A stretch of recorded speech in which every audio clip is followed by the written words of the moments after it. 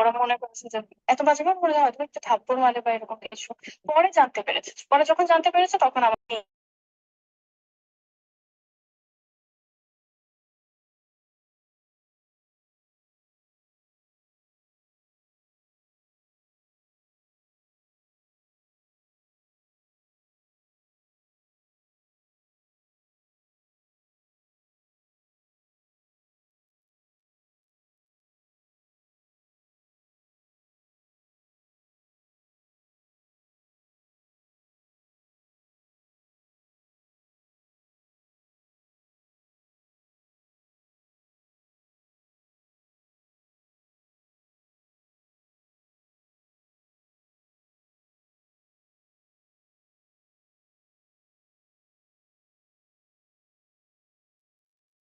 সবাইকে আমাকে শুনতে পাচ্ছেন? জি দাদা, শোনা যাচ্ছে। ওকে। তো গত ক্লাসে আমরা ব্যাংকিং সেক্টরের একটা ইস্যু নিয়ে পড়ছিলাম। রেকর্ডিংটা অন দেখাচ্ছে না ক্লাসে?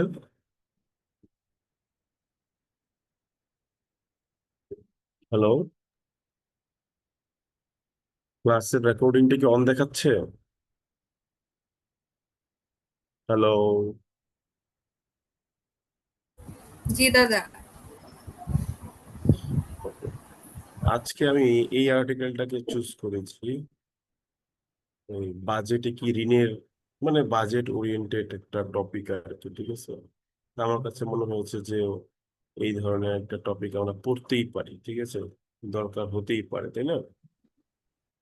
তো আসেন আমরা তাহলে এই আর্টিকেলটা ওয়ান বাই ওয়ান করে করে, এক লাইন করে করে বা একটা সেন্টেন্স করে করে অনুবাদ করি, ঠিক আছে। দেখেন, অনুবাদে যেটা বলি বারবার, যে আপনি মেইনলি এখানে শিখতেছেন ওয়ার্ডের ডাইভার্স ইউজটা আর হচ্ছে স্ট্রাকচার।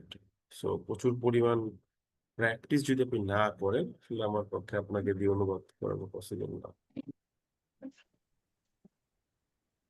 তো ধরেন, আহ, ধরেন আমি এই বাক্যটাকে নিচ্ছি।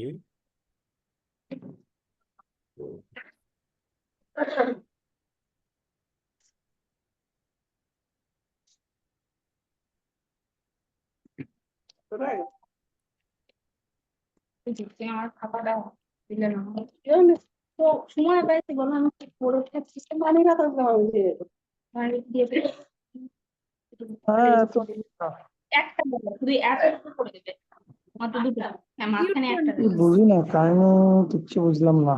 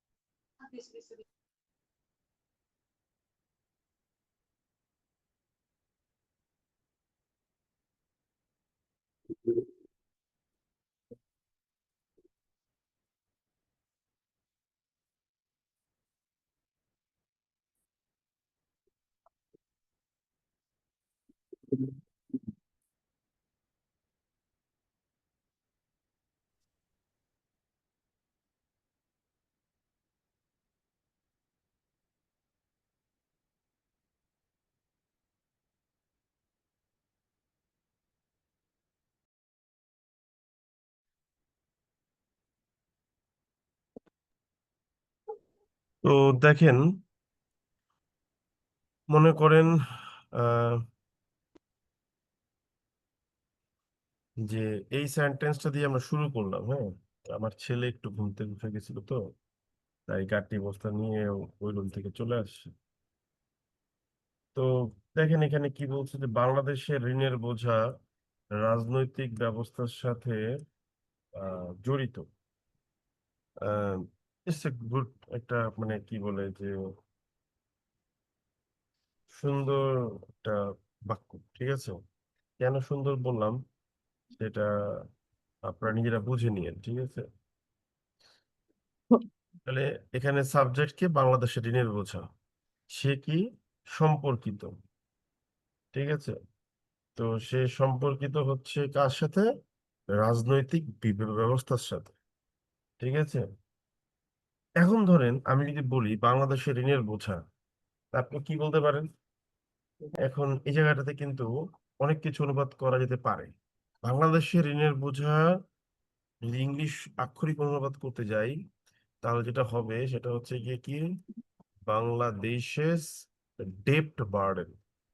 হ্যাঁ, আপনাকে যদি কমার্সের ব্যাকগ্রাউন্ড স্টুডেন্ট না হয়ে থাকেন, ঋণ মানেই কিন্তু এখানে কোনোভাবে লোন বলা যাবে না, আমরা বলবো ডেপ্ট। ঠিক আছে, বোঝা মানে এখানে কিন্তু বার্ডেন, বাংলাদেশ ইজ ডেপ্ট বার্ডেন। ঠিক আছে, এটা কার সাথে রিলেটেড? ইজ রিলেটেড টু কি, রাজনৈতিক কি বলে, রাজনৈতিক ব্যবস্থার সঙ্গে জড়িত। ঠিক আছে, এটা কি হতে পারে? বলেন তো দেখি। হ্যাঁ, আমরা বলতে পারি রিয়েল ডেট, না বলে বলতে পারি Related to the pattern of political management. Influenced by, মানে রাজনৈতিক ব্যবস্থা সম্পর্কিত, মানে কি রাজনৈতিক ব্যবস্থা কর্তৃক প্রভাবিত হওয়া, আমি লিখলাম। ঠিক আছে, ইনফ্লুয়েন্স দিয়ে জার্মেন, লিখছি। রিলেটেড জায়গায় জার্মেন লেখা যাবে। ভাই জার্মান মানে রিলেটেড না, জার্মান মানে প্রাসঙ্গিক। ঠিক আছে, জার্মান মানে কি বলেন তো? হুম, রিলেভেন্স বা জার্মেন মানে প্রাসঙ্গিকতাকে বোঝায়। ঠিক আছে, ওকে, সো সম্পর্কিত প্রাসঙ্গিক দুটো আলাদা জিনিস। হ্যাঁ, বাংলাদেশের ডেপ্ট burden is influenced by what, by its, আমরা বলতে পারি যে ইটস কি, পলিটিক্যাল, রাজনীতি, পলিটিক্যাল ফ্রেমওয়ার্ক, সিস্টেম বলতে পলিটিক্যাল পারি, ফ্রেমওয়ার্ক। Political system. ঠিক আছে, এইটুকু বলতে পারি যে বাংলাদেশের ডেপ্ট burden is influenced by its political, কি বলে যে সিস্টেম। ঠিক আছে, হয়ে গেল, দ্যাটস ইট। সো আক্ষরিক অনুবাদের দিকে যাওয়া যাবে না। হ্যাঁ, আক্ষরিক অনুবাদের দিকে না গিয়ে আমাদের যেটা করতে হবে সেটা হলো একটু থিমেটিক্যাল ট্রান্সলেশন। যেমন এখন কি বললো দেখেন, স্বৈরশাসন ও কর্তৃত্ববাদী শাসনামলেই ঋণ দ্রুত বৃদ্ধি পেয়েছে। আচ্ছা, এটা খুব ইন্টারেস্টিং একটা ফ্যাক্ট। হ্যাঁ, এগুলো নিয়ে আলোচনা করা উচিত না, তারপরে হয়তো কোনো এক সময় করবো, সেটা আমরা সময় হলে করবো। হ্যাঁ, কি বলেছে, স্বৈরশাসন ও কর্তৃত্ববাদী শাসন আমলে, মানে দুই শাসন আমলেই ঋণ কি হয়েছে, বৃদ্ধি পেয়েছে। ঋণ যদি বৃদ্ধি পেয়ে থাকে, আমরা কি বলতে পারি? হ্যাঁ, আমরা বলতে পারি যে ডেপ্ট, ডেপ্ট মানে হলো ঋণ। ঠিক আছে, দ্রুত বৃদ্ধি পেয়েছে, এটা কিন্তু শুধু বৃদ্ধি পেয়েছে বলেছে নাই। ঠিক আছে, আমরা কি বলতে পারি যে, র্যাপিডলি আমরা বলতে পারি যে ডেপ্ট, হ্যাজ হ্যাঁ, বিন এগ্র্যান্ডাইজড। স্কাইরকেটেড। হ্যাঁ, তাহলে এগ্র্যান্ডাইজ হবে। না, অ্যাগ্রেন্ডাইজ বা নথিরঞ্জিত করা ভাই। ডেপ্ট স্কাইরকেটেড, আপনি বলতে পারেন র্যাপিডলি। স্কাই রকেট মানে প্রচুর পরিমাণে বৃদ্ধি পাওয়া। ঠিক আছে, ওকে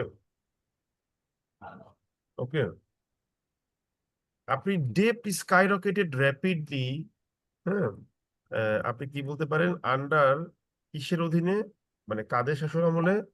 আপনার হচ্ছে অটোক্রেটিক শাসন আমলে, আর ডেসপোটিক, একটা হচ্ছে কি কি, ডেসপোটিক, এই অথরিটেরিয়ান শাসন আমলে। ঠিক আছে, তাহলে কি বলতে পারি, ডেপ্ট skyrocketed rapidly under, despotic হবে। Under under auto autocratic and অথরি, অটোক্রেটিকের জায়গায় ডেসপোটিক হবে। দরকার নেই, অটোক্রেটিক অ্যান্ড অথরিটেরিয়ান আচ্ছা, রেজাল্ট। ঠিক আছে, হয়ে গেল মোটামুটি ট্রান্সলেট, ডেপ্ট স্কাই রকেটেড র্যাপিডলি। হ্যাঁ, আপনি চাইলে এটাকে একটু ঘুরেও লিখতে পারেন, যে আপনি বলতে পারেন একটু থিমেটিক্যাল ট্রান্সলেশন, দ্য মাউন্টিং ডেপ্ট মানে ক্রমবর্ধমান। ঠিক আছে, দ্য মাউন্টিং ডেপ্ট, হ্যাঁ, স এ স এ sharp rise, the mounting debt saw a sharp rise, ঠিক আছে, saw a sharp rise কখন বলতে পারেন? মনে করেন বললাম যে ডিউরিং কি x and y regimes, x and y মানে অটোক্রেটিক এন্ড অথরিটেরিয়ান রেজিমস, ঠিক আছে, হয়ে গেল। যে কোনো একটা আপনি লিখতেই পারেন, এর কোনো বিষয় না, ঠিক আছে, ওকে। সো এইভাবে যদি চিন্তা করবেন, চিন্তা করলে ভালো লাগবে আমার মনে হয়। হ্যাঁ, এখন দেখেন আপনি যে ডেসপটিক ওয়ার্ডটা আনতে চান, যেটা একজন ভাই বলেছিলেন, ইউজ করেন, কোনো সমস্যা নাই, ঠিক আছে, মানে খারাপ বলবো না, ওকে। কিন্তু ডেসপটিকের মানে একটা হচ্ছে যে মানে মানে কি বলে, একটু স্বেচ্ছাচারী স্বেচ্ছাচারী একটা ভাব আছে, ঠিক আছে, ডেসপটিক মিনিংটার সাথে স্বেচ্ছাচারিতার একটা মিনিং বোঝানোর ব্যাপার আছে, এই যেটা আমি আনি নেই।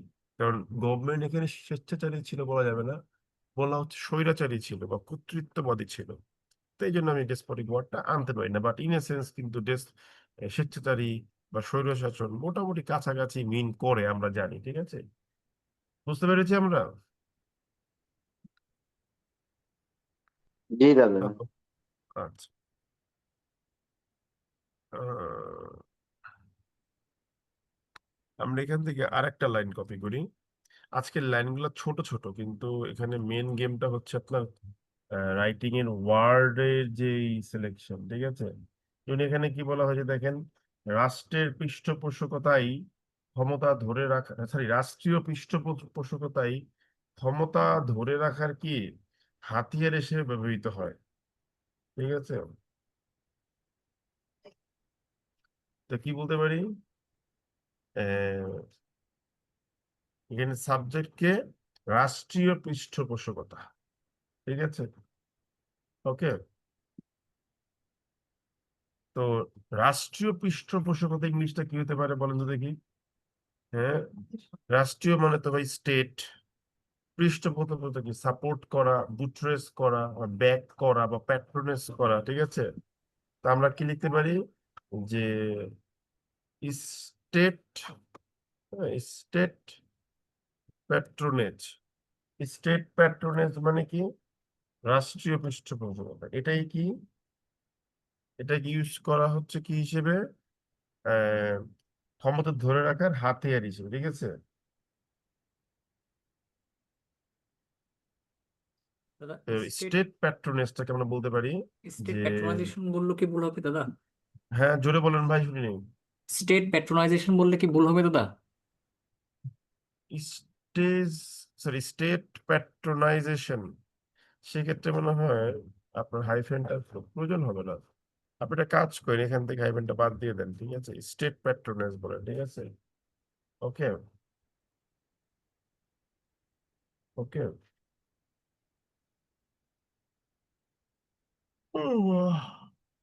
তাহলে স্টেট প্যাট্রোনেজ এটাকে হাতিয়ার হিসেবে ব্যবহার করা হয়, ইজ ইউজড, বলেন কি হবে, is used as a way to hold পাওয়ার। এই যে ওয়ে ওয়ার্ডটা বলছেন, এই ওয়ে ওয়ার্ডটা একেবারে র্যাডিক্যালি চেঞ্জ করবো, গজ, ওয়ের পরিবর্তে কি বলবো, গজ। State patronage is used as a গজ, গজ মানে কি, গজ মানে টুল বা মেকানিজম, ঠিক আছে। আপনি বলতে পারতেন যে state patronage is used as an mechanism, কিসের জন্য ইউজ করা হয় ভাই, ওই যে ক্ষমতা ধরে রাখার জন্য, মানে কি আপনার হচ্ছে টু, ক্ষমতা ধরে রাখা ইংলিশ কি, আচ্ছা যিনি এটা বলেছিলেন আপনি এভাবে লিখতে পারেন যে স্টেট ব্যাকড প্যাট্রোনেজ বলতে পারি, state backed patronage is used as a way or is used as a gauge to what, to retain the power, ঠিক আছে, to retain power মানে ক্ষমতাকে ধরে রাখা, রিটেন মানে কি ধরে রাখা, ঠিক আছে, চলবে না, জি দাদা। ওকে। State backed patronage, state backed patronage um, is used as a way or gauge to retain power. Okay, well, এবার তাহলে কি বলতে হবে, দাঁড়ান, একটা বড় ঝামেলাপূর্ণ বাক্য নেই যেখানে অনেকগুলা ভিন্ন ভিন্ন ওয়ার্ডের প্রয়োজন হবে। দেখেন, উচ্চ মুদ্রাস্ফীতি, রাজস্ব খাতে দুর্নীতি, বাজেট বাস্তবায়নে ধীর গতি। এই যে বাজেট বাস্তবায়নে ধীর গতি, ভাই কখনো কি মনে প্রশ্ন জাগেন না যে ভাই বাজেট বাস্তবায়নে ধীর গতি হইলে এটা সমস্যা কি?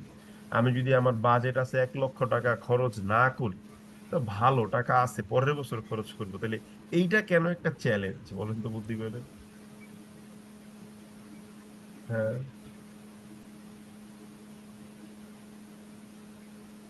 হ্যালো দাদা হ্যালো বিনিয়োগটা বিনিয়োগটা হয় না, যার জন্য এখান থেকে কোনো আউটপুট পাওয়া যায় না, আমি বোঝাই। না, এখানে একটা ঝামেলা আছে, ঠিক আছে? তো এই জিনিসগুলো একটু পড়বেন, হ্যাঁ।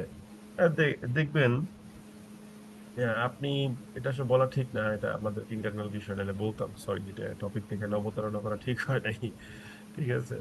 সো এগুলো বুঝবেন, হ্যাঁ, শিখতে হবে জিনিস, তাই না?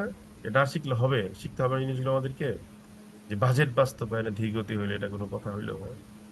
ওকে, শিখবেন, শিখতে হবে এটা, আর পড়াশোনা করবেন, ঠিক আছে? সবকিছু কি আমি বলতে পারবো? সবকিছু আমি বললে সমস্যা আছে না আবার?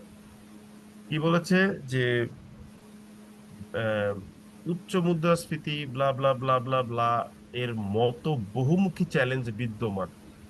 তো এর মূল কথাটা হচ্ছে বহুমুখী চ্যালেঞ্জ বিদ্যমান, ঠিক আছে?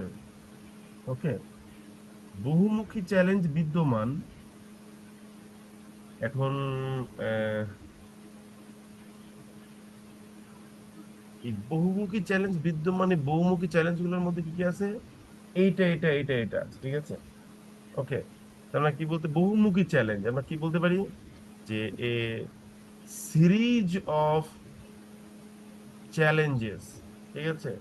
এ সিরিজ, বা বলতে পারেন যে ডাইভার্স চ্যালেঞ্জেস, হ্যাঁ, আপনি বলতে পারেন যে সিরিজ অফ চ্যালেঞ্জেস পারসিস্ট, এটাও বলতে পারেন। আবার এটাও বলতে পারেন যে diverse Myriad of challenges challenges and you- persist, এটাও বলতে পারেন, আমার কোনো সমস্যা নেই, ঠিক আছে? এখন প্রশ্ন হলো, এই যে ডাইভার্স চ্যালেঞ্জেস এগুলা কোনটা? এই যে আমি লিখবো, ধরেন আমি একটা এম ড্যাশ দিয়ে লিখলাম, হুইচ ইনক্লুড, হ্যাঁ, ব্লা ব্লা ব্লা ব্লা ব্লা। রিডাকশন করলে কি হবে? ইনক্লুডিং ব্লা ব্লা ব্লা ব্লা। তাহলে আমি এখানে মনে করেন লিখে দিলাম ইনক্লুডিং ব্লা ব্লা ব্লা ব্লা ব্লা। আপনি চাইলে আমি এখানে এম ড্যাশটা কেন দিছি, কোনো দরকার নাই, তারপরে দিছি, মানে কি জিনিসটা একটু বোঝানোর জন্য, একদম আলাদা করে, যে ভাই এই যে চ্যালেঞ্জ গুলা, এই চ্যালেঞ্জ গুলো হচ্ছে যে আপনার কি এইগুলা উচ্চ মুদ্রাস্ফীতি, ঠিক আছে? তাহলে উচ্চ মুদ্রাস্ফীতি ইংলিশ কি বলেন? বলেন দেখি। High inflation. high inflation. Inflation, হ্যাঁ, কি? Hyper inflation. Burgeoning hyper inflation. Inflation অন্য জিনিস ভাই। হাইপার ইনফ্লেশন মানে হলো আপনার ডাবল ডিজিট পার হয়ে গিয়ে যখন ওটা ওটা অন্য জিনিস, ঠিক আছে? বলেন কি হবে?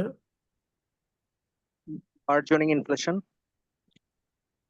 বার্জন মানে বিকশিত হওয়া, ঠিক আছে? দেখেন, ভিন্ন ওয়ার্ড আনতে গিয়ে এমন ভিন্ন ওয়ার্ড আনা যাবে না যেই ভিন্ন ওয়ার্ডটা একেবারেই অন্য কিছু হয়ে যাবে, ঠিক আছে? হাই ইনফ্লেশনটা ঠিক আছে, ঠিক আছে, ওটা নিয়ে আমাদের কোনো সমস্যা নাই, হ্যাঁ। আপনি এখানে লিখতে পারেন, যেটা এই ওয়ার্ডটি একটু আগে স্কাই রকেট ইউজ করছিলাম না, স্কাই রকেটিং ইনফ্লেশন বলতে পারেন, ঠিক আছে? Including skyrocketing inflation. তারপর কি? রাজস্ব খাতে দুর্নীতি। রাজস্ব খাতে দুর্নীতি কি হবে? corruption in tax corruption in what বলেন? sector, ট্যাক্স কেন হবে ভাই? রাজস্ব মানে রেভিনিউ, ঠিক আছে? revenue, sorry, হ্যাঁ, revenue বলছেন sector. যে করাপশন ইন রেভিনিউ অ্যাডমিনিস্ট্রেশন, রাজস্ব খাত বা রেভিনিউ সেক্টর, ঠিক আছে? আপনি আর একটু সুন্দর করতে পারেন, কিভাবে জানেন? Prevailing corruption in revenue administration, আরো সুন্দর লাগে। তারপরে কি? বাজেট বাস্তবায়নে ধীর গতি, ঠিক আছে? তাহলে কি হবে বলেন তো দেখি, বাজেট বাস্তবায়ন ধীর গতি ইংলিশ কি হতে পারে বলেন তো বুদ্ধি করে? Slowness in implementation of budget. বুঝি না, আবার বলেন, জোরে বলেন। Slowness in budget implementation. Slowness, এটা আবার কেমন কথা? স্লোনেস, কি বলেন? হ্যাঁ, Flow rate of implementing budget. কি আপু কি বলছেন আর বলুন তো? Flow rate of implementing budget. আরে এত কিছু, এত সুন্দর সুন্দর ওয়ার্ড থাকতে এই সকল সেই ছোট ছোট ওয়ার্ডে থাকলে হবে?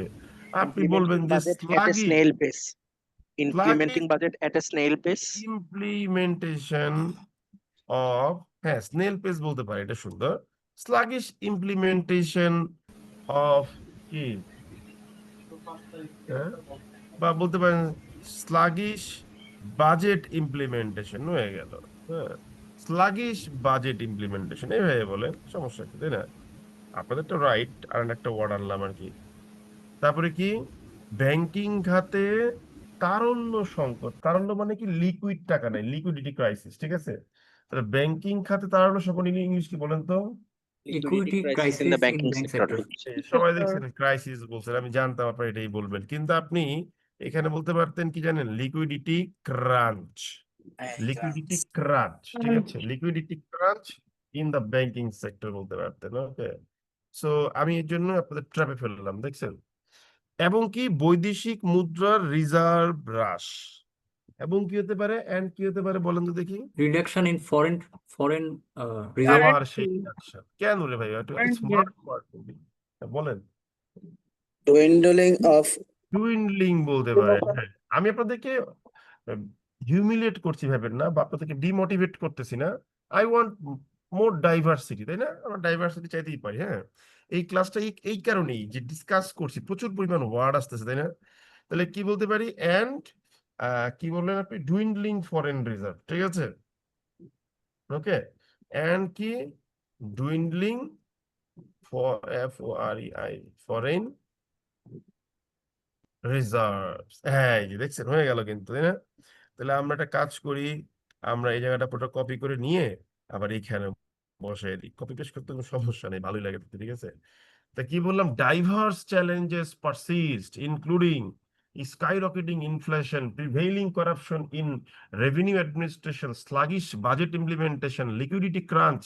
এখানে মনে একটা দা হবে, হ্যাঁ, ইন দ্য ব্যাংকিং সেক্টর হবে বলা হয়, দেখছেন? এন্ড কমা দিয়ে কি বললাম, এন্ড ডুইন্ডলিং ফরেন রিজার্ভস।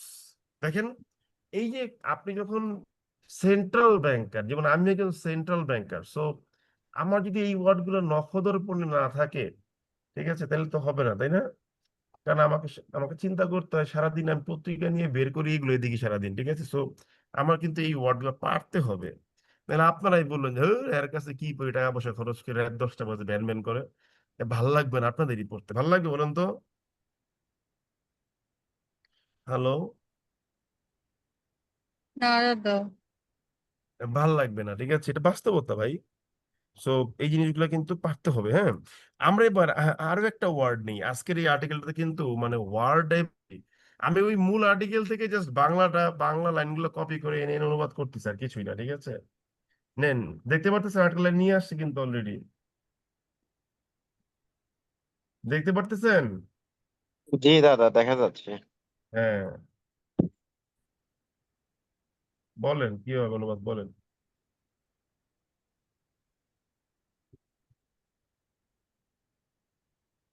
বলেছে কি, কাঠামোগত সংস্কার ছাড়া কি হবে না, ঋণ পরিশোধের খরচ ও আর্থিক পরিসরকে আরো সংকুচিত করে অর্থনৈতিক পুনরুদ্ধারকে বাধাগ্রস্ত করবে। মেন বিষয়টা কি, ঋণ পরিশোধের খরচ আর্থিক পরিসরকে আরো সংকুচিত করবে, কোনটা ছাড়া, যদি এটা না করা হয়। যুক্তরাষ্ট্রের বর্তমান ডেপ্টের পরিমাণ হলো 36 ট্রিলিয়ন, ঠিক আছে? তো যুক্তরাষ্ট্রে এটা হয়েছিল জো বাইডেনের সময়, মানে for a nation there is a ceiling bar, যে you can take or you can collect this amount of loan. So Joe বাইডেনের সময়ে যুক্তরাষ্ট্র was already to cross the limit. তো already to cross the limit, তখন যেটা হয়েছিল যে Biden আমাদের দেশের মতো ধরো একচ্ছত্র আধিপত্য পায় না, তখন বাইডেনকে কি করতে হয়েছে, রিপাবলিকান, তারপর হচ্ছে আপনার এই যে কি বলে ডেমোক্রেটিক সবাইকে নিয়ে বসে পারমিশন নিতে হয়েছে যে আপনারা আমাকে লোন নেওয়ার পারমিশন দেন, ঠিক আছে? তারপর সেই লোনের সেলিং মনে বাড়াই দিছে আবার পরে, তারপর টাকা আবার তারা নিছে। ওকে, তাহলে ব্যাপারটা হলো যে লোন সব দেশেরই আছে, লোন নাই এমন কোনো দেশের নাই। তো এই যে লোন ভিত্তিক ইকোনমি, এই লোন ভিত্তিক ইকোনমি একদিন ব্রাস্ট করবে। যখন ব্রাস্ট করবে তখন দেখবেন কি হয়, ঠিক আছে, মজা পাবেন না, টেনশন নিয়েন না।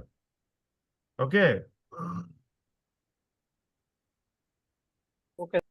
তারপর কি বলতেছে যে ঋণ কাঠামোগত সংস্কার ছাড়া আমরা কি বলতে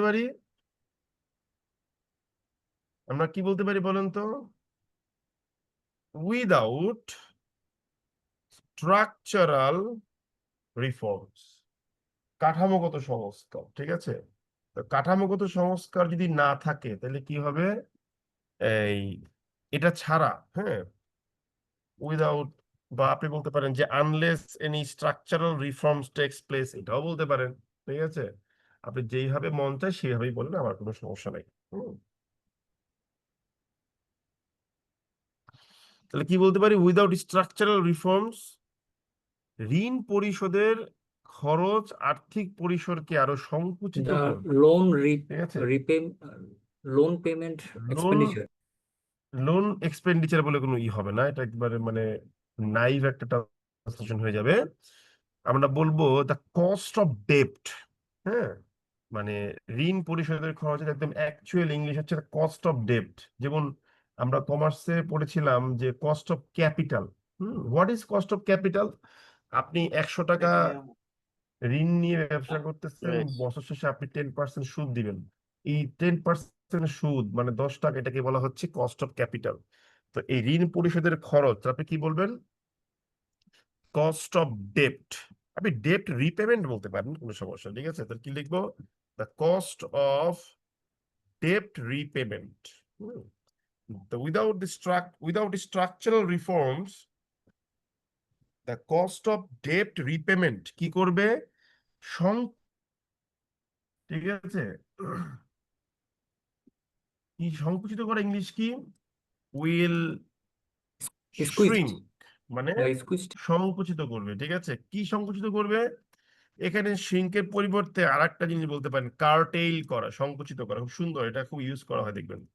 উইল শ্রিঙ্ক অর কার্টেইল, কি সংস্কৃত করবে, আপনি অনেক কিছু ইউজ করতে পারেন। আর্থিক পরিসরকে ইংলিশ কি বলেন তো বুদ্ধি করে? The economic boundary. Economic boundary, সুন্দর, ঠিক আছে। কিন্তু ইকোনমিক মানে তো অর্থনৈতিক, আপনি বলতে পারেন ফিসক্যাল বাউন্ডারি, ঠিক আছে। বা আপনি বলতে পারেন যে ফিসক্যাল পেরিফেরি, বা আপনি বলতে পারেন কি ফিসক্যাল সার্কামফারেন্স। ওকে, অনেকগুলো ওয়ার্ডই আছে, তাই না? ফিসক্যাল সার্কামফারেন্স, ওয়ার্ডটা সুন্দর না, বলুন তো একটু, আমি কি ভুল বললাম বলেন তো?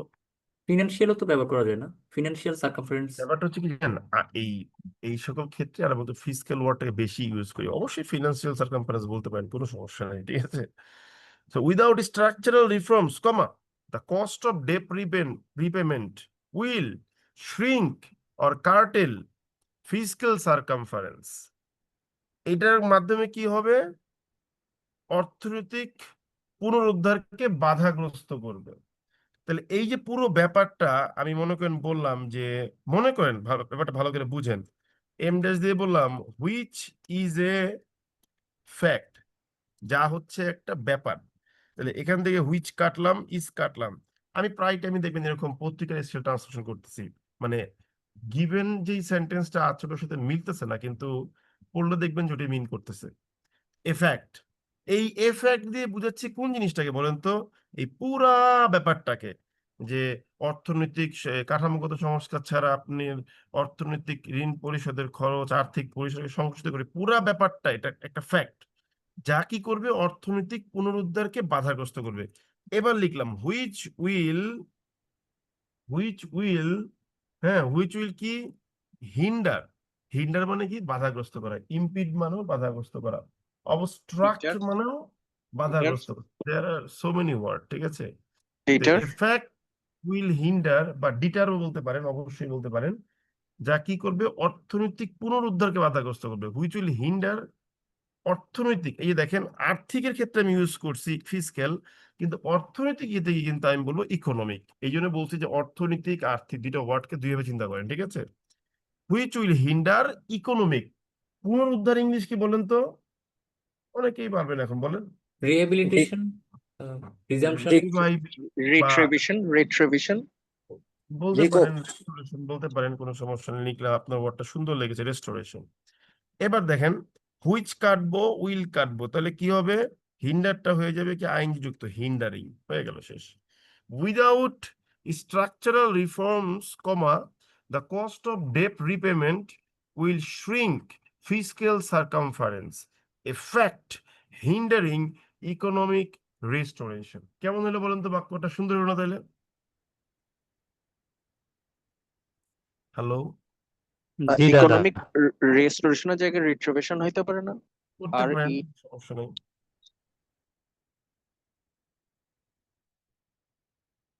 ও মা,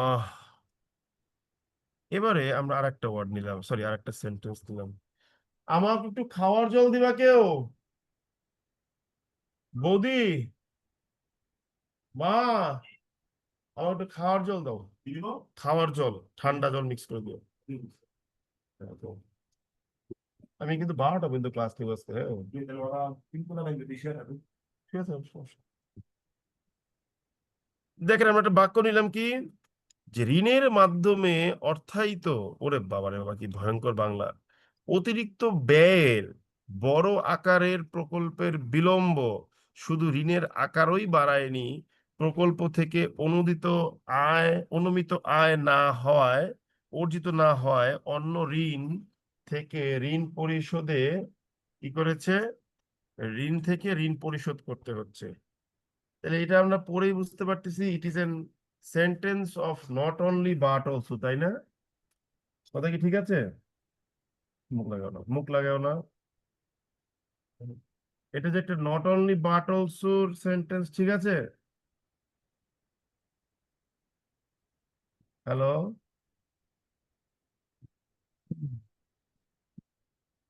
হ্যালো, ঠিক আছে। দাদা শোনা যাচ্ছে। এটাকে নট অনলি বাট অলসো দিয়ে অনুবাদ করা যাবে না, বলেন তো? আচ্ছা, তাহলে নট অনলি বাট অলসো দিয়ে করা যাবে, ঠিক আছে।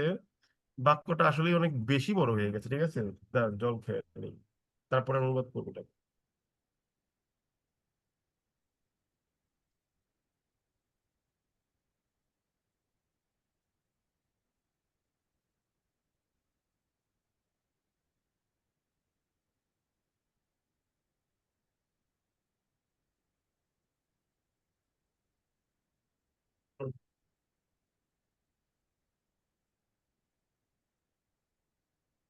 তা আমরা কি বড় বাক্য দেখলে ভয় পাবো না, ঠিক আছে?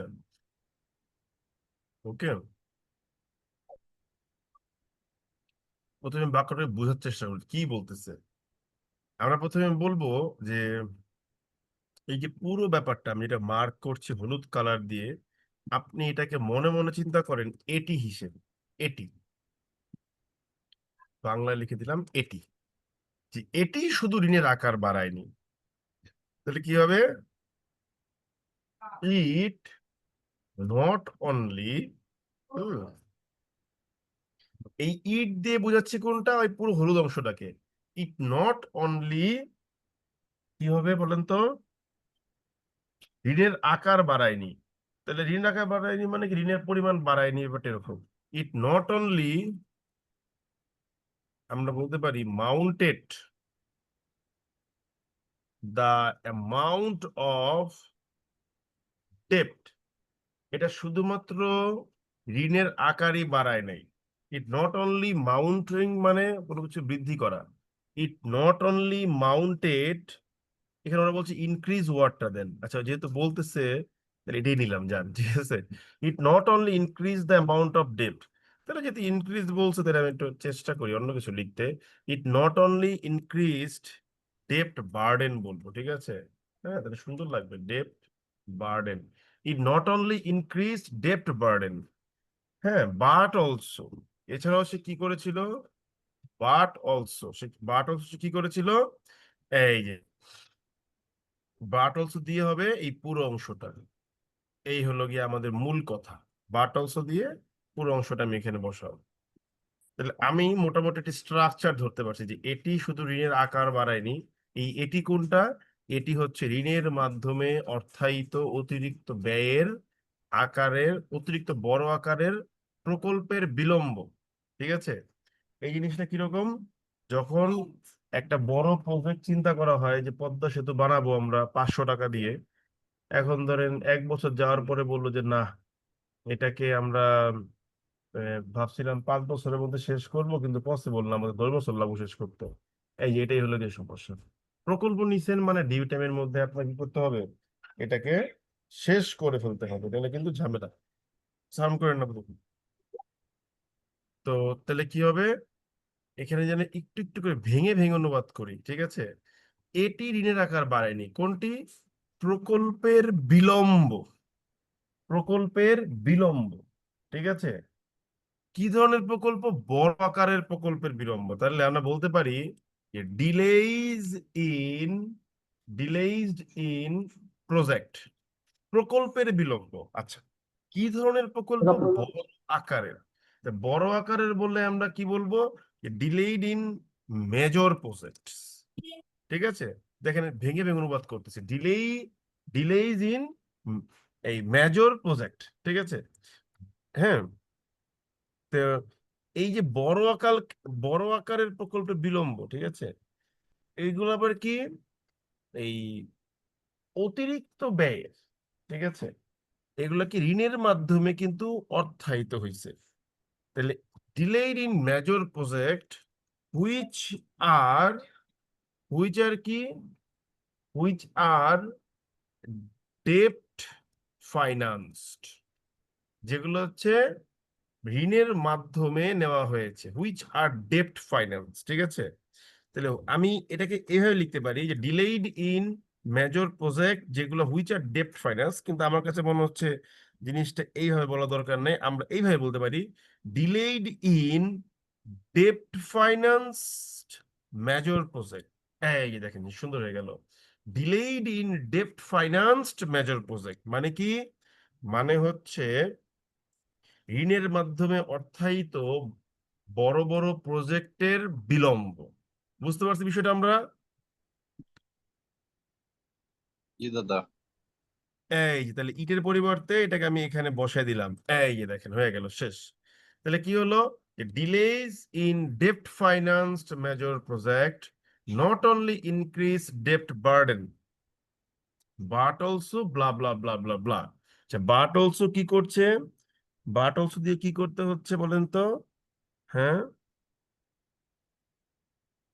ঋণ থেকে বাট ঋণ অলসো ঋণ পরিশোধ ঋণ করতে হচ্ছে। পরিশোধ করতে হচ্ছে। বাট অলসো বলেন, হ্যালো, ঋণ পরিশোধ করতে হচ্ছে। হ্যাঁ, ঋণ পরিশোধ করে ইংলিশ কি বলেন? Repayment of loan. ঋণ পরিশোধ করতে হচ্ছে মানে কি? ঋণ পরিশোধ করতে বাধ্য করতেছে, তাই না? এখানে বুঝাচ্ছে এরকম। ফোর্স হুম করছে। হুম। দেখেন এখানে বাট অলসোর এই পার্টটাতে এসে কিন্তু একদম হযবরল হয়ে গেছে, মানে এত বড় একটা জায়গা, ঠিক আছে, মানে অনুবাদ করাই যাচ্ছে না। তো বাট অলসোর একদম কোর পার্টটা আপনাতে যাই, যে বাট অলসো কি হচ্ছে, আমরা এই পার্টটা বাদ দিয়ে দিই, এটাকে নো কালার করে দিলাম, জান, যে শুধু ঋণের আকারই বাড়ায়নি, ঋণ পরিশোধ করতে হচ্ছে। বাট অলসো কি করছে? যে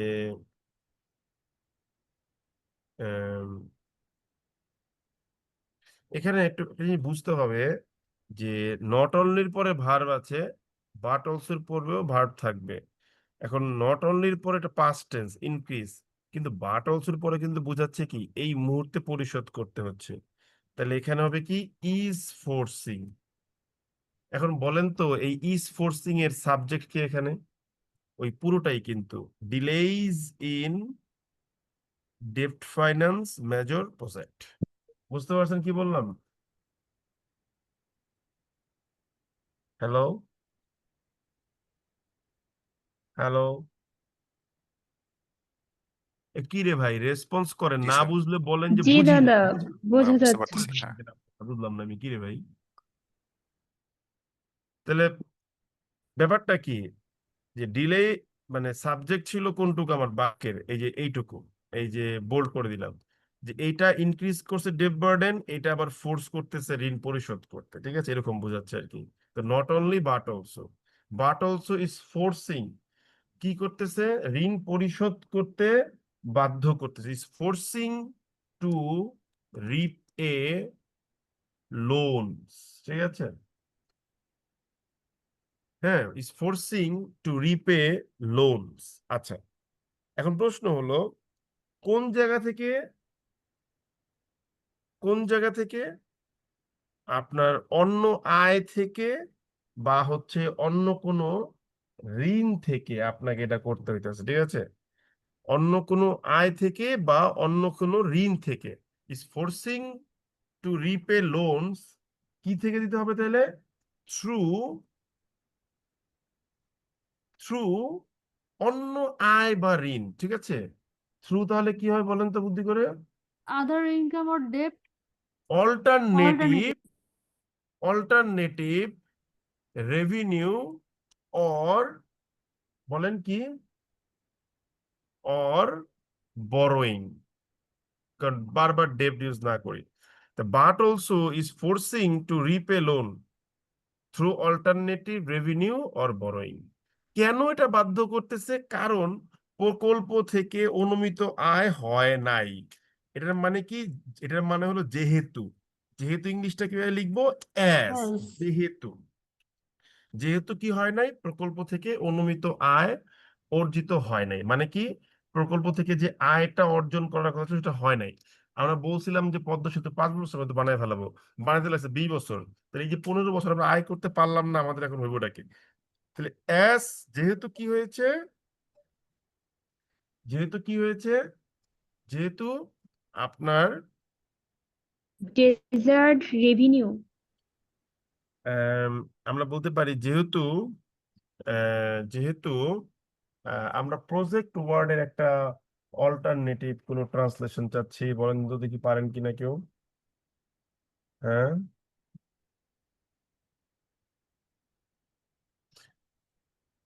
সমস্যা নেই, প্রজেক্ট যেহেতু পাচ্ছি না, আমি প্রজেক্ট ওয়ার্ডটাকে দিলাম যে অ্যাজ, যেহেতু কি হয়েছে, this projects failed to, as project, as this projects failed to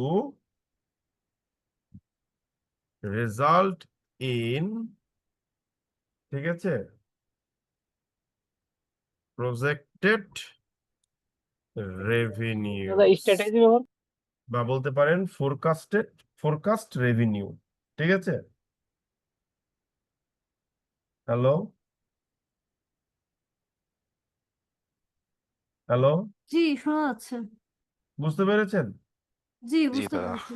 হ্যাঁ। আচ্ছা, আবার আপনি এইটাও বলতে পারেন যদি আপনি বলেন, ঠিক আছে, যে as this projects fail to result in anticipated, বলতে পারেন, ঠিক আছে, এই ওয়ার্ডটা সুন্দর লাগবে, anticipated revenue, ঠিক আছে, ডিলে, একটু দাঁড়ান, ডিলেজ ইন ডেপ্ট ফাইন্যান্স মেজর প্রজেক্টস, ঠিক আছে, delayed in debt finance major projects not only increased the overall debt burden but also is forcing to repay loans, um, কি বলতে পারেন,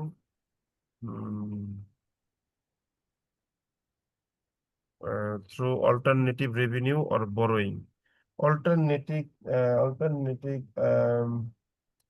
রেভিনিউ আর বোরোয়িং না বলে আমি এখানে একটা অন্য একটা ওয়ার্ড আনি, একটু দাঁড়ান, ডেপ্ট ফাইন্যান্সিং, এই ওয়ার্ডটা সুন্দর লাগে, alternative revenue or debt financing as this project failed to as this project failed to uh, result in um, anticipated revenues, ঠিক আছে, মোটামুটি চলবে, এটা আরো সুন্দর করা যায়, চাইলে ডেপ্ট সার্ভিসিং মার্ভিসিং দিয়ে আরো সুন্দর করা যাবে, সমস্যা নেই, এটাই চলো, আমাদের পরীক্ষা হলে এইটুকু লিখতে পারলে ভাই হয়ে যাবে, আর লাগবে না, ঠিক আছে, আমি মনে করি, মিথ্যে কথা বলবো। আচ্ছা, আমরা আরেকটা ওয়ার্ড নিই। এই বাক্যটা আসলে অনেক বড় ছিল, তাই না? তারপরে কি বলি, আমরা একটা বাক্য নেই, দাঁড়ান। এখানে এই জায়গাটাতে আসলে মানে অনেক কি বলে যে অনেক সুন্দর সুন্দর বাক্য আছে যেগুলো আমরা অনুবাদ করতে পারি। হ্যাঁ, এই প্যাসেজটা আপনারা একটু বসে বসে অনুবাদ করেন, আমার মনে হয় যে ভালোই হবে, পড়লে খারাপ হবে না। এই ধরনের প্যাসেজ আমরা যখন পড়তাম খুব ভালো লাগতো যে না, আমরা কিছু মনের মতো প্যাসেজ পাইছি পড়ার মতো। ঠিক আছে, ওকে। হ্যাঁ, এর পরের লাইনটা কি বলছে দেখেন তো। বলতেছে যে রাজস্ব চাপ, ঠিক আছে। তাহলে বলেন তো কি হবে? রাজস্ব চাপ, মুদ্রানীতি কঠোরতরকরণ এবং আর্থিক ভঙ্গুরতার মধ্যে কি করতে হবে? আর্থিক ভঙ্গুরতার সমন্বয়ে সামষ্টিক অর্থনীতির স্থিতিশীলতায় উল্লেখযোগ্য ঝুঁকি এখনো কিন্তু কি বিদ্যমান আছে। তাহলে আমি কি লিখবো এটা বলেন তো দেখি, বুদ্ধি করে।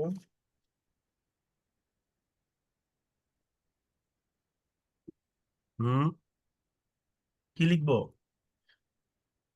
হুম, The mentionable risk prevails. নাই, মেনশনেবল মানে কি? হ্যাঁ, মেনশনেবল মানে হচ্ছে উল্লেখযোগ্য বোঝাচ্ছে মনে, নাকি? হ্যালো, মানে উল্লেখযোগ্যটাকে বললাম আর কি। উল্লেখযোগ্য ওয়ার্ডটা মেনশনেবল বলবেন না, হ্যাঁ, আপনি বলবেন নোটেবল। সাবস্টেন্সিয়াল। সাবস্টেন্সিয়াল বলবেন, সাবস্টেন্সিয়াল, ঠিক আছে। হ্যাঁ, এগুলো রিপ্লেস করে ফেলেন, এই ওয়ার্ডগুলোকে রিপ্লেস করে ফেলেন। এগুলো খুব কমনলি ইউজড ওয়ার্ড, কোনোভাবে যেন এগুলো গতানুগতিক না হয়ে যায়। হ্যাঁ, আমরা যারা বলবো কি, সিগনিফিকেন্ট হবে সিগনিফিকেন্ট উল্লেখযোগ্য। বলতে পারেন, অবশ্যই বলতে পারেন, ঠিক আছে। আপনি কি বলতে পারেন যে, আপনি বলবেন যে সাবস্টেন্সিয়াল রিস্ক। হ্যাঁ, সাবস্টেন্সিয়াল রিস্ক প্রিভেইল, বিদ্যমান আছে, ঠিক আছে। কারণটা কি?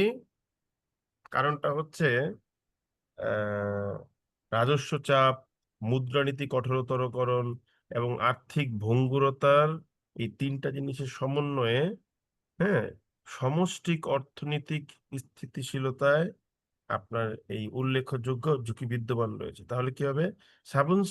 সাবস্টেন্সিয়াল রিস্ক প্রিভেইল কোথায়?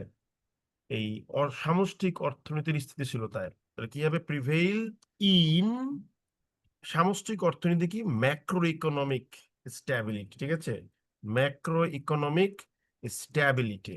Substantial risk prevail in macro economic, এখানে একটা হাইফেন হবে, ঠিক আছে। আচ্ছা, একসাথে, সরি, ম্যাক্রো ইকোনমিক স্ট্যাবিলিটি মানে কি? সামষ্টিক অর্থনীতির স্থিতিশীলতায় উল্লেখযোগ্য ঝুঁকি এখনো বিদ্যমান, ঠিক আছে। এখন এই ঝুঁকিটা কিসের সমন্বয়ে হইতেছে? আপনার এই রাজস্ব চাপ থেকে, রাজস্ব চাপ, মুদ্রানীতি কঠোরতরকরণ ফিসকাল এবং পলিসি। এই তিনটা জিনিসের সমন্বয়ে এই ঝুঁকিটা কিন্তু কি হইতেছে, কি বলে যে সৃষ্টি হচ্ছে, ঠিক আছে। তাহলে রাজস্ব চাপ ইংলিশ কি হবে? আপনি ফিসকাল বলতে পারেন ডেফিসিট। কি? হ্যাঁ, ফিসকাল ডেফিসিট। ফিসকাল ডেফিসিট মানে তো রাজস্ব ঘাটতি। ফিসকাল আপনি বলতে পলিসি হবে পারেন না? যে রেভিনিউ প্রেশার, এটা বলতে পারেন, ঠিক আছে। ওকে, রেভিনিউ প্রেশার বা রেভিনিউ কনস্ট্রেইন্ট। কনস্ট্রেইন্ট ওয়ার্ডটাও তো সুন্দর, তাই না? কনস্ট্রেইন্টস, লিমিটেশনস, ঠিক আছে। মুদ্রানীতি কি? কঠোরতরকরণ। কঠোরতর মুদ্রানীতি মানে কম্পারেটিভ স্টেটমেন্ট, ঠিক আছে। তারপরে কি বলবো? টাইটেনিং, ঠিক আছে। TIG, TIGHTEN, tightening monetary policy. Policies, ঠিক আছে। হ্যাঁ, policy, revenue constraint, tightening monetary policy, ঠিক আছে। তারপরে কি আর্থিক ভঙ্গুরতা ইংলিশ কি বলেন তো? Financial financial vulnerability. স্টেবিলিটি। আমি জানতাম আপনার সব এটাই বলবেন, ফাইন্যান্সিয়াল ভালনারেবিলিটি বলবেন, ঠিক আছে। সেটা একটা সুন্দর ওয়ার্ড, এটা তো আর খারাপ বলতে পারবো না। তারপর আমি লিখবো কি?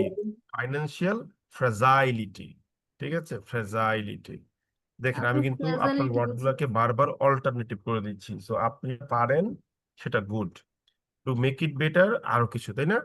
তাহলে অনেকগুলো জিনিস পেয়ে গেলাম, যে রেভিনিউ কনস্ট্রেন্ট, টাইটেনিং, কি বলে আপনার monetary policy and financial fragility, ঠিক আছে? এই জিনিসগুলো কি করতেছে, আপনার এই ঝুঁকিটাকে সৃষ্টি করতেছে। তো আমরা কি বলতে পারি?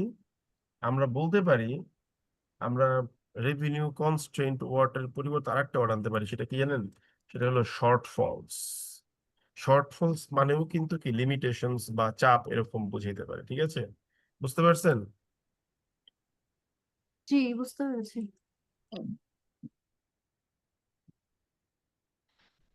তাহলে আমরা কিভাবে লিখতে পারি?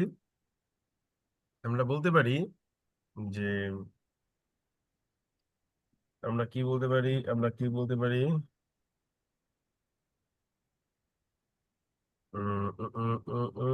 এখানে এটা তো কম্বাইন করতে হবে, তাই না? আমরা বলতে পারি এই যে, একটু একটু দাঁড়ান, হ্যাঁ, আমি একটু ভাবি।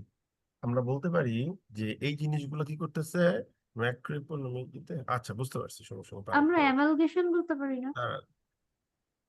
আমরা বলবো revenue constrain, tightening monetary policy and financial fragility, ঠিক আছে? এই যে দেখেন, অল, ঠিক আছে? আমরা এখানে একটা ওয়ার্ড নিয়ে আসবো, কি কালেকটিভলি। কালেকটিভলি ওয়ার্ডটাকে এনে আমি লিখবো পোজেস, ঠিক আছে, সাবস্টেন্সিয়াল রিস্ক।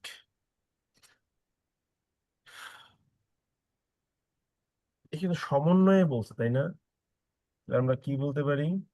আমরা বলতে পারি আহ এখানে মনে হয় কনভার্জেন্স ওয়ার্ডটা যাবে, ঠিক আছে? আমরা কি তার আর স্ক্রিনতে কি হয়েছে, আমরা বলতে পারি যে এ কনভার্জেন্স। হ্যাঁ, কনভার্জেন্স মানে বুঝেন কি? হুম, আমাদের সবগুলো যখন একই বিন্দুতে এসে মিলিত হয় এটাকে বোঝায়। Convergence of revenue constraint, tightening monetary policy and financial fragility. তাহলে কালেকটিভলি ওয়ার্ডটা আমার দরকার নাই, তাহলে কি হবে? Poses substantial risk which is prevailing হয়ে যাবে তাহলে। এইবার দেখেন হয়ে গেছে আমার অনুবাদ। A convergence of revenue constraint, tightening monetary policy and financial fragility poses substantial risk prevailing in macroeconomic stability. বুঝতে পারছি ব্যাপারটা আমরা? হ্যালো, জি হ্যাঁ, দাদা। বুঝতে পেরেছি। ওকে, আজকে অনেকগুলো অনুবাদ করছি, আমার মাথা এখন নিজেরই ঘুরতেছে, ঠিক আছে? এত ওয়ার্ড, কত কঠিন কঠিন ওয়ার্ড, তাই না? দেখছেন, এই ওয়ার্ড গুলো আপনার কাছে খুব কমন প্লেস বা গতানুগতিক হবে যদি আপনি নিয়মিত ভাবে এই ওয়ার্ড গুলোর সাথে একটা বন্ধুত্ব গ্রো করতে পারেন। এটা খুবই খুবই এবং খুবই দরকার, ঠিক আছে? ওকে, তাহলে আজকের মতো এখানে বিদায় নিচ্ছি, সবাই ভালো থাকবেন। আজকে একটু আগেই ছেড়ে দিচ্ছি, আরেকটা ক্লাস শুরু করবো তো এই জন্য।